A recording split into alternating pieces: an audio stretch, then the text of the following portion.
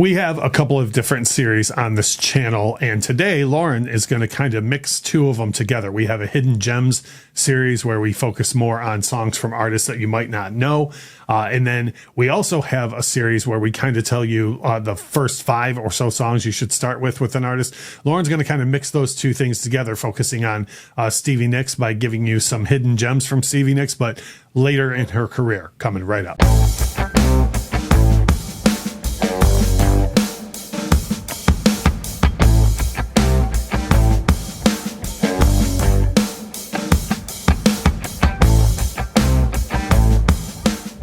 Hey everybody, it's Russ and Lauren from right here on the Infectious Groove Music channel, and I don't want to, I promise I'm not trying to poke fun or anything, but I feel like the subject of this video is like, I'm going to find another way to bring Stevie Nicks up, right? Which is good, you know. It's like I'm the same way with a lot of artists that I love, where I'm like, well, some of the series that we have on the channel are like, well, how do I talk about Pink Floyd again? Yeah. Right? But one thing that a lot of people do with artists like Stevie Nicks is they focus on the so-called glory days, right? Mm-hmm. And then after a while, and I don't know what it is. Like, I don't know if it's like people just think like, oh, well, I've already heard everything they have to say. Or with some artists, I think it's like they sound the same. So they're like, well, I'll just listen to the one I really know, mm-hmm. you know, than the new stuff. It's like, there's an old David Spade bit that's like, when you go see Rush, no one wants to hear the words, this is one off our new album, you know. But I, like you, think there's a ton of gold in the later stuff from artists. And so because of all of those reasons, you are now going to be able to share some from Stevie Nicks. Exactly. Yeah, you know, I actually got the kernel for the idea of doing this actually came from the comment section mm-hmm. on the channel. People are like, no, check out some of the later stuff. And I was like, you know what? People should check out some of the later stuff. Yeah. So yep. The first song is from her Trouble in Shangri-La album. So this is everything 2001 and later mm-hmm. is what I'm going with here. Right on. And yeah, Trouble in Shangri-La was a cool album. I was like, yeah, new Stevie stuff. And mm-hmm. the song Fall from Grace is like, it's so incredibly, it's hard for a Stevie song. Mm-hmm. Like, it's heavy for a Stevie song. Yeah, it's aggressive for a Stevie song. And I think it kind of has echoes of Edge of 17. Like, it's really like a driving forward mm-hmm. kind of song. And man, you can't beat angry Stevie. And this is a very angry Stevie song. Yeah, I agree. The Trouble in Shangri-La record I like a lot because, first of all, it was the first tour I saw Stevie on, which is cool. And I know these aren't hidden gems, but the 2 singles from it, mm-hmm. Not Everywhere, Secret Love, and Every Day. Every Day was what I was going to say. Everywhere is the I'm even lovely wrong. Christine.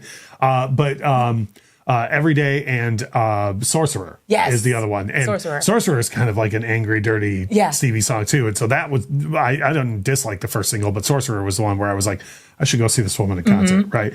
Now, I know your other choices are only split between 2 records, but for someone like me, and this happens a lot with Lauren's videos, I completely skipped both of these records. One of them, I have a really dumb excuse for why, and we'll get there mm-hmm. when we get to that record. But you have 2 picks from the In Dreams record, which is, again, this is all after 2001. Right, yeah. So the In Your Dreams album, which was, she worked on like really closely with Dave Stewart from the Eurythmics. And so in a way, it's still very Stevie, but like Dave Stewart's thumbprint is all over this whole thing. Great. And the song Annabel Lee, which now we often think of Stevie Nicks as like, you know, she's the poet, right? Well, she took an Edgar Allan Poe poem and just put it to music. Mm-hmm. And I think that's so neat that she kind of recognized the beauty in someone else's words and wanted to kind of spin it. Which, and this isn't a slight on Stevie Nicks, but like all songwriters probably think they're the best at it, you know, or poets, you know, and mm-hmm. so I like that a lot. This record, I don't know why I missed out on it, but I remember you and I had a conversation like, I don't know, 5-6 months ago, and you were like, oh yeah, that record that Stevie did with Dave Stewart. And I was like, wait, when? Because Dave Stewart's a genius, and so is Stevie Nicks, you know? So anyways, that's why I'm like, yeah, of course there's going to be 2 picks off of this record. Yeah. And the second pick is Moonlight, A Vampire's Dream. And when I heard the backstory of this, I was like, oh no, Stevie. But she watched the Twilight movies and was inspired. And this is just proof that something good came out of the Twilight movies. Well, and that's the thing, though. Like, and you know this about me, like, if somebody loves the Twilight movies, like, more power to you. You know what I mean? But, like, you know, and of course, sometimes things are huge in pop culture, and then all of a sudden we retroactively think they're the worst thing ever. Like, Even if the only thing to come out of that is Stevie Nicks being inspired to write a song, great. Yeah, and this song, the reason I wanted this one on the list was because I went to see Stevie Nicks with a friend of mine, and she just kind of went because she was like, yeah, Stevie Nicks is a legend. I'll go with you. This is great. Stevie did this song, and the next thing I know, there's a hand on top of my hand, and my friend is crying, and she goes, I get it now. Yeah. So this song did that for her, and so it might do it for you. I always say this in every video, but the links to these songs are in the description of the video. So if you heard what she just said and you're like, there's no song that can move somebody like that, well, hit the link in the description and try it out. The next two that you have are off the same record. I want to start out by saying this ain't my fault. Okay, when people put out hits packages, they oftentimes have titles like the title of this record. And when I was in the record store and saw this album, I was like, well, I don't need that because I have all of Stevie's hits. And this may be shocking breaking news, some sort of hot take for YouTube. It turns out 24 Karat Gold by Stevie Nicks is not a hits package, which I thought was for sure until Lauren told me otherwise. Yeah. So, and not only is it not a hits package, but it's got 2 songs on it that are considered hidden gems by you to share here. Right. Oh, that's just funny. Yeah, this album was really cool. She kind of took stuff that she wrote in the 70s and 80s and actually put proper recordings out of them because she was sick and tired of her demos just kind of... The demos floating around. Yeah. And so the first one I want to talk about is a song called Mabel Normand. And I love learning how Stevie was inspired to do stuff. And Mabel Normand was a comedic actress in the silent film era with a pretty severe drug problem. And Stevie was watching a biography film about Mabel Normand and related, and so wrote the song. Nice. That'll do. That's it. Yeah, and musically the song is great too because it's dark and heavy, but also there's a hope in it too. Right. So you can tell where she was when she wrote this. Right. Before you share your last pick, which is off the same record, I'm going to use this opportunity to just rant very quickly.